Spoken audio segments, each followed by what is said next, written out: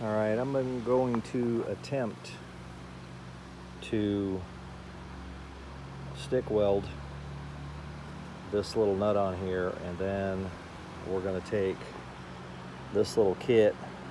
This is an 1/8 inch NPT, and we're going to drill it with the supplied drill bit.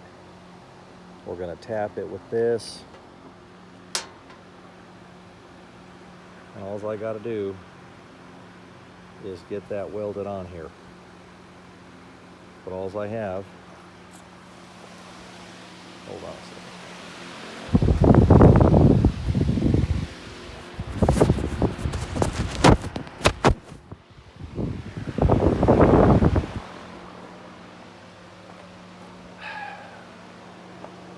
This is what I have.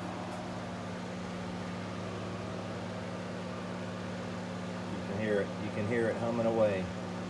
That's my Sears. That's my Sears welder with the optional external cooling fan.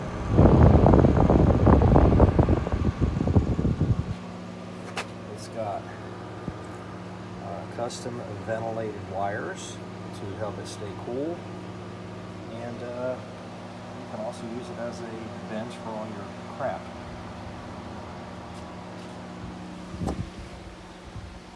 What we'll be trying to do with the help of my handy dandy glasses is we're going to take some 7014.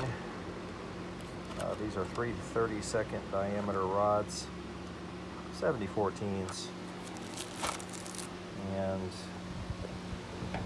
we're going to use this custom stinger right here. It's got the garden hose accents on it, right?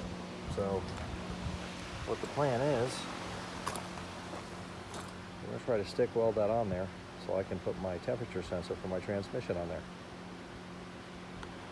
Here goes.